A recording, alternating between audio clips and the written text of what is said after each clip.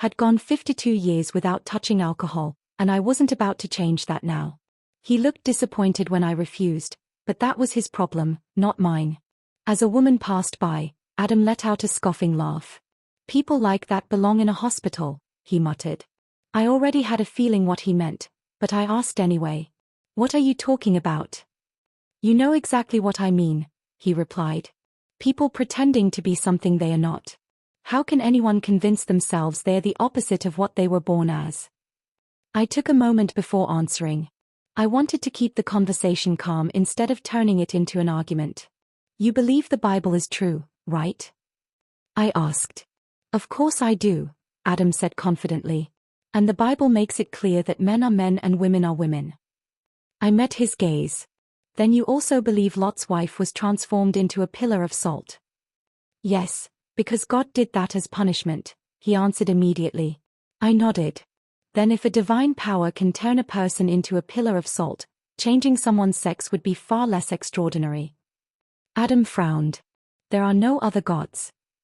According to some interpretations of scripture, that's not entirely straightforward, I replied.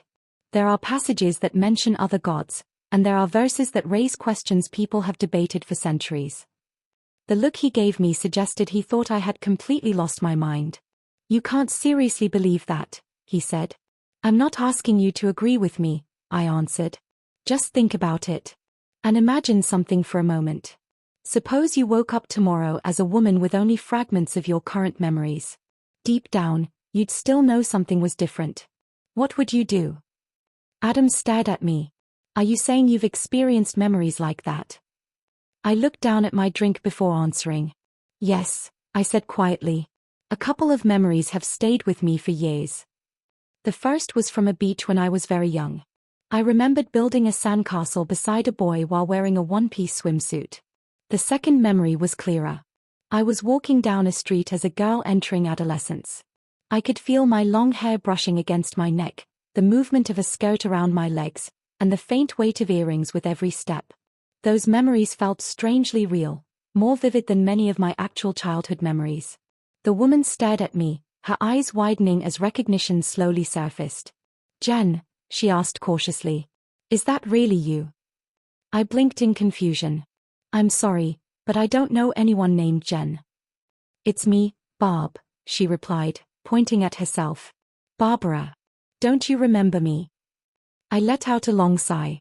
No. I don't remember any of this life. Barb frowned. Then where have you been for the last 36 years? And how do you still look 16, and pregnant? I instinctively placed a hand over my stomach. That explains why none of this feels familiar, I said. What I'm about to tell you sounds impossible, but considering I appeared out of nowhere, maybe you'll believe it. She listened silently. For 36 years, I lived as a boy. It wasn't my real life, it was the result of a transformation. Yesterday I found a spell that erased that false existence and restored me to who I originally was. The warning was that if I spent more years in the false life than in the real one, I might lose my memories of my true past. I glanced around. If I'm really 16 now, then I definitely spent more time in the other life. That's why I don't remember anything here. Since you seem to know me, can you tell me who I am? Barb took a deep breath. Your name is Jennifer Ashley. We were best friends. I was Barbara Clayton back then, though now I'm Barbara King. Her voice trembled. You were around 5 months pregnant after Billy Batts assaulted you. He died from pneumonia last month. He never served prison time, at least that's what I thought. She paused, looking unsettled. But somehow I also remember him being convicted. It's like I have 2 sets of memories. That makes sense, I said thoughtfully. If someone created the false life, it probably rewrote everyone's memories too. In reality, he went to prison. In the altered version, he never hurt me. My hands tightened protectively around my belly. Tell me something important. Did I ever consider ending the pregnancy? Barb immediately shook her head. Never. Plenty of people suggested it, but you refused. Relief washed through me. I'm glad to hear that. After a moment, I asked, what about my parents? Sadness crossed her face. They died in a car accident several years ago. The crash happened right outside this house. I looked around. This was my house. She nodded. After the accident, I bought it. I didn't even realize it had once belonged to you. Then she smiled faintly. My daughter Owen is in your old room. How old is she? 16. I smiled. So we were pregnant around the same time. Barb laughed softly. Pretty much. The difference is that Michael stepped up when he learned I was carrying his child. I'm happy for you. At that moment, the front door opened. A visibly shaken black man entered, leaning on the arm of a young woman who looked about 18. You've never mentioned this Jen person before, the girl said. Why is everyone acting so strange? Michael stared at me as though he'd seen a ghost. Jen. He whispered. Barb hurried to his side. It's really her, she said. I know it seems impossible, but she's back. Michael's expression grew even paler. Looking at him stirred a distant memory.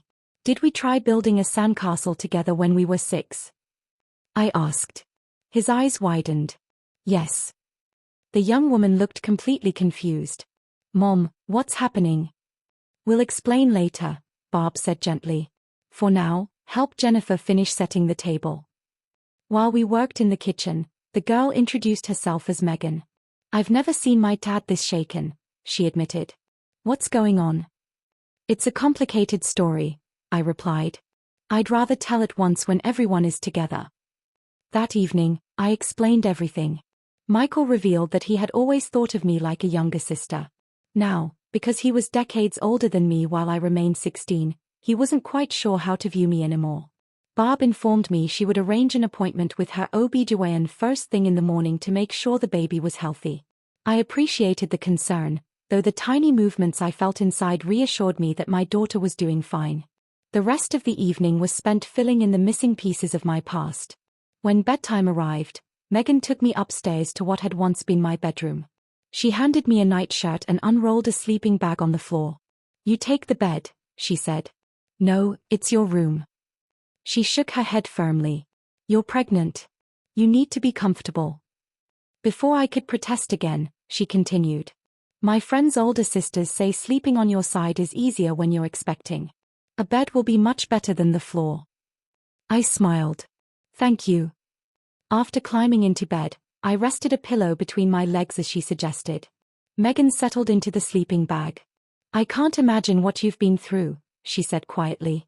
Being transformed, losing decades of your life, then suddenly returning pregnant. It's overwhelming, I admitted. But if I focus on everything at once, I'll lose my mind. Right now, I just need to think about one day at a time. And your baby. I rested a hand over my stomach. Especially my baby. The room fell silent for a moment. How are you going to explain any of this to people? Megan asked. I honestly have no idea. She chuckled softly. Mom will probably figure something out. The lights went out shortly afterward. Good night, Jen. Good night, Megan. Sleep claimed me almost instantly. The next morning, thanks to a cancellation, Barb managed to get me an appointment with her OB-GYN, Dr. Obogue. The doctor treated me with kindness and patience. After completing the examination, she reviewed several charts before speaking. Everything looks very good, Jennifer. Your baby appears healthy. I smiled with relief. We also completed a non-invasive prenatal test. It will screen for genetic conditions and confirm the baby's sex. Results should arrive around the new year. Then her expression turned thoughtful. Barbara told me your story. It sounds extraordinary, but I trust her judgment. If we're going to convince anyone, however, we'll need evidence. She explained that DNA collected from me and from the prenatal testing could potentially be compared against records connected to Billy Bats. Likewise, my parents' DNA might still exist in ancestry databases or official records. These investigations take time, she cautioned. Possibly months. I understand. She made another note. Do you intend to raise your daughter? Yes. Any plans for adoption? No. She smiled. Good. Do you plan to breastfeed? Yes. After recording my answer, she continued. Keep eating balanced meals and take prenatal vitamins daily. Based on your baby's development and Barbara's recollection, you're approximately 21 or 22 weeks pregnant. She explained what changes I could expect during the coming months and reassured me that everything seemed normal. Finally, she stood and offered her hand. I'll see you at your next appointment. After leaving the office, I realized there wasn't much else I could do except wait. I didn't know who had altered my life. I didn't know why it had happened. But I had found people who cared about me: Barb, Michael, and Megan. They were the only remaining connection to the life I had lost, and I was grateful beyond words that fate had led me back to them. Perhaps one day I would uncover the truth behind everything. Until then, I would focus on the future and the unexpected life waiting for me.